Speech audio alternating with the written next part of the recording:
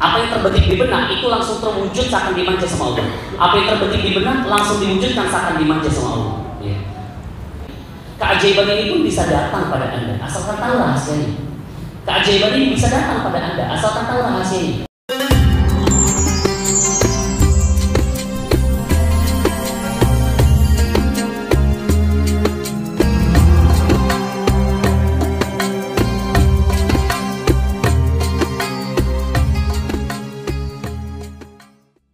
Apa yang terbetik di benak itu langsung terwujud seakan dimanja sama Allah.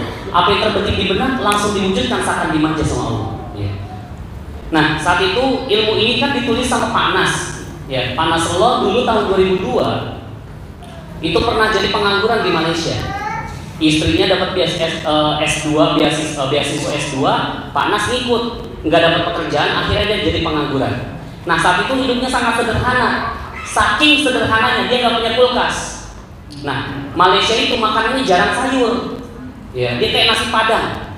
Ya, makanannya tuh berkuah semua. Ya. Jadi jarang ada sayuran. Istrinya ngidam sayur. Nggak punya kulkas. Akhirnya pergi tiap hari ke pasar. Jarak antar rumah ke pasar jauh. Akhirnya Pak Nas mikir, enak ya kalau punya kulkas. Beli 1 kali, masak 7 hari.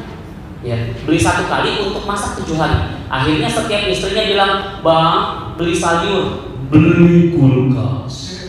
"Beli sayur, Bang." "Kulkas."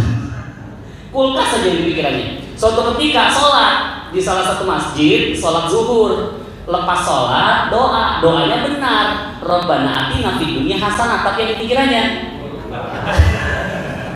kulkas ya Allah. Tiba-tiba keluar dari masjid, di depan pintu keluar masjid ada sebuah rumah yang sedang buang kulkas. Jadi orang Malaysia itu, Pak, ya, orang Malaysia itu kalau mau ganti perabotan rumah tangga, ya, tinggal simpan aja, letakkan di depan rumah, halal diambil sama siapapun. Tinggal rebutan aja antara orang India, Bangladesh dan Indonesia.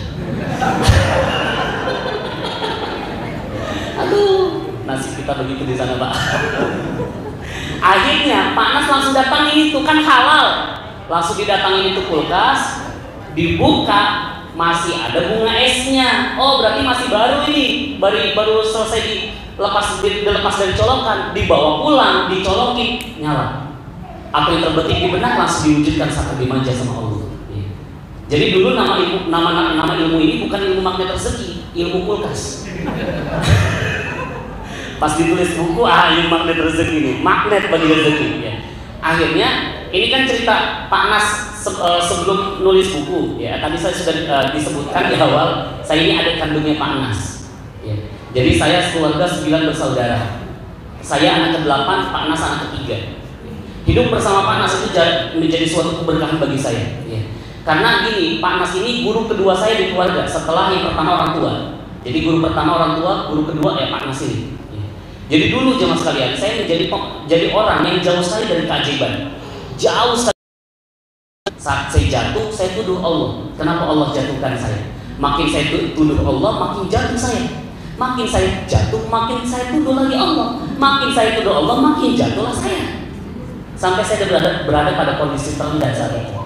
Tapi akhirnya saya belajar ilmu magnet tersebut pelan-pelan. Ya, alhamdulillah kondisi saya berubah. Keuangan saya lebih bagus, ekonomi saya makin bagus, rumah tangga saya makin bagus, dan sekarang alhamdulillah saya sudah tidak hidup dari gaji ke gaji, ya. Kan gitu ya kita ya. Kita dari hidup dari gaji ke gaji. Awal bulan gaji 5 koma. Tengah bulan udah koma. Saya dulu begitu, Pak. Dulu saya kayak gitu ya. Alhamdulillah sekarang saya sudah bukan lagi hidup dari gaji ke gaji, tapi dari keajaiban ke keajaiban yang lain. Apa yang saya minta Allah datangkan. Ya.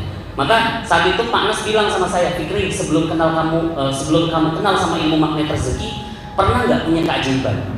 Akhirnya saya coba ingat-ingat, oh ternyata ada. Dan saya namakan kisah menang lomba. Jadi saat itu saya kenal ilmu magnet rezeki pas saya lulus kuliah.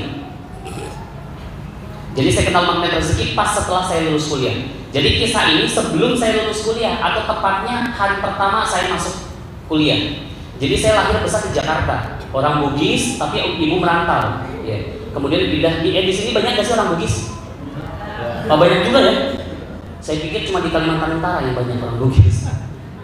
Ya, di Kalimantan Utara tuh di mana-mana orang bahasa Bugis. Enggak bahasa Bugis juga sih.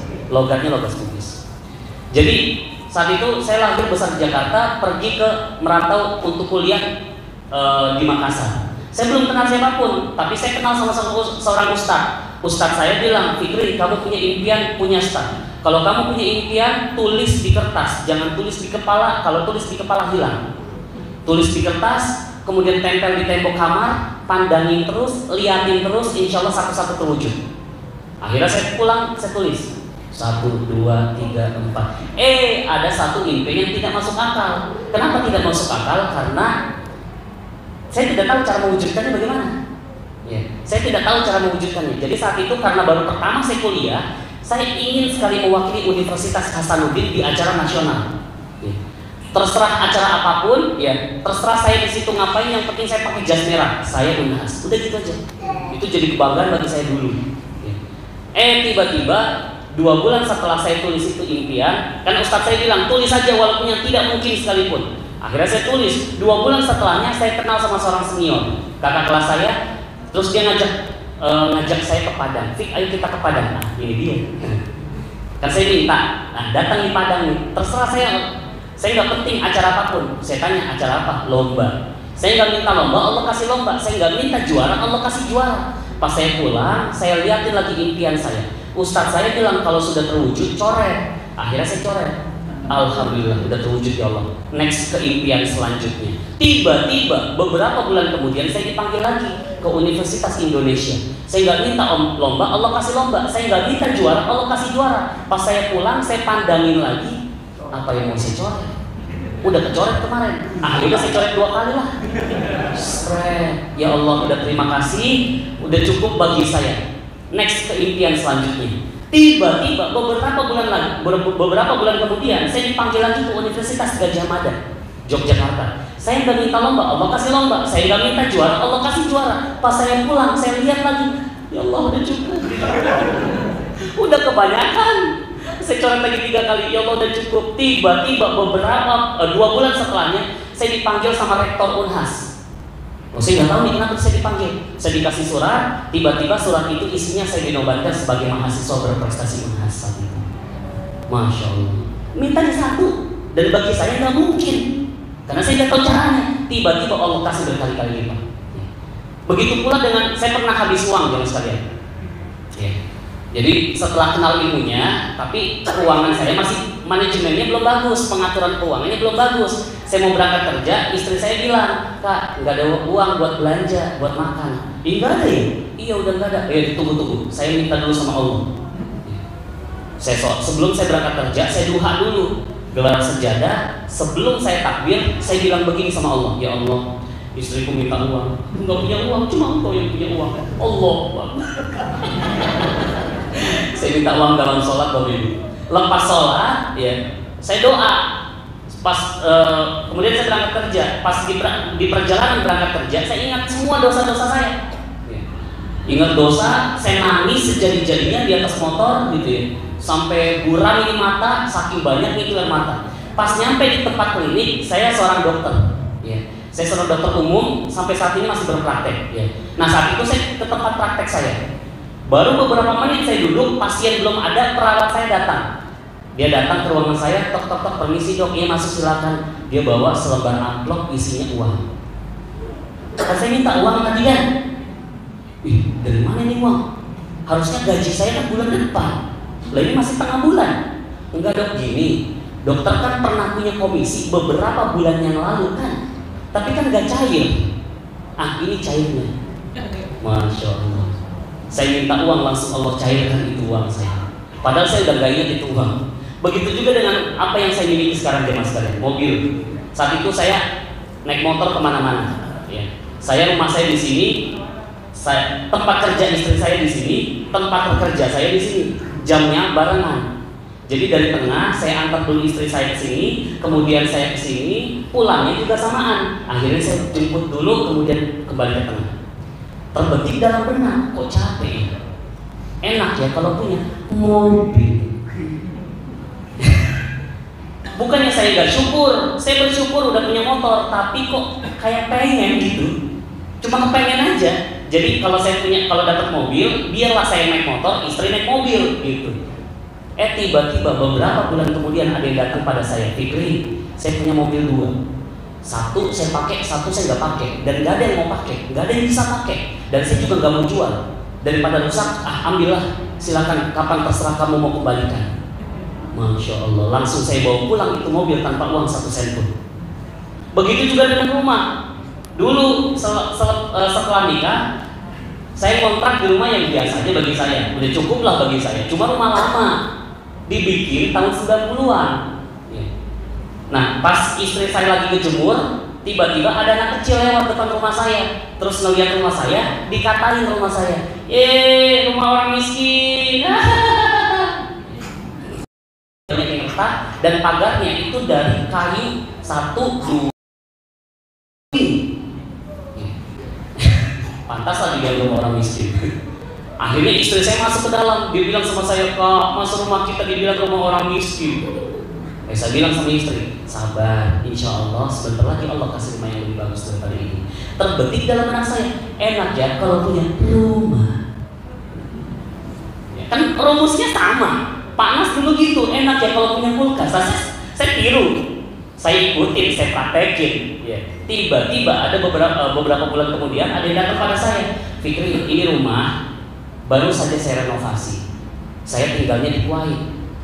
Saya nggak pakai ini rumah. Kalaupun saya kembali ke Indonesia, saya nggak pakai ini rumah karena saya punya rumah di tempat lain. Silakan kamu pakai, terserah kapan mau dikembalikan. Masya Allah, langsung saya tempatin itu rumah tanpa uang 1 sen pun. Ada orang yang bilang, Ustaz, itu kan rumahnya, itu kan bukan rumahnya Pak Fikri, itu kan rumahnya orang lain, itu kan mobilnya orang lain. Nah, itu ilmu manusia lagi. Kalau ilmunya Allah, emang ada di dunia ini yang kita punya? Emang ada di dunia ini yang kita punya? Enggak ada. Itu semua punyanya Allah, betul nggak? Cuma bedanya Anda punya rumah atas nama Anda, saya punya rumah atas nama orang lain. Itu aja bedanya. Terus kenapa harus dipikirin pusing-pusing? Nikmatin aja. Terus kapan saya punya rumah dan mobil atas nama saya sendiri? Tinggal Allah yang kasih. Selesai. Hidup sudah sesimpel itu. Betul nggak? Udah selesai. Begitu juga dengan usaha. Saya dulu nikah sebelum lulus kuliah. Akhirnya sebelum saya jadi dokter, saya harus punya penghasilan dulu. Akhirnya saya ambil produknya orang, saya jual. Ambil produk, jual. Jadi saya pakai produknya orang lain. Terbetik dalam benak saya, enak ya kalau saya punya produk sendiri. Alhamdulillah sekarang saya diamanahkan sebuah proyek perumahan muslim berbasis syariah. Tanahnya 4 hektar sudah terbangun 2 hektar. 2 hektar tuh sudah 80 unit yang dibangun. Masih ada sekitar 120 unit lagi yang bisa dibangun. Dan itu tanpa uang 1 sen pun saya dapatkan. Masya Allah. Dan begitu banyak keajaiban yang saya dapatkan yang lainnya. Yang tadi yang kalau saya ceritakan semua tidak habis-habis. Maka jemaah sekalian, keajaiban ini pun bisa datang pada Anda asalkan tahu rahasianya. Keajaiban ini bisa datang pada Anda asalkan tahu rahasianya. Saya jemaah sekalian, saya merasa saya sudah hidup bahagia dengan ilmu ini, dengan ilmu Allah ini.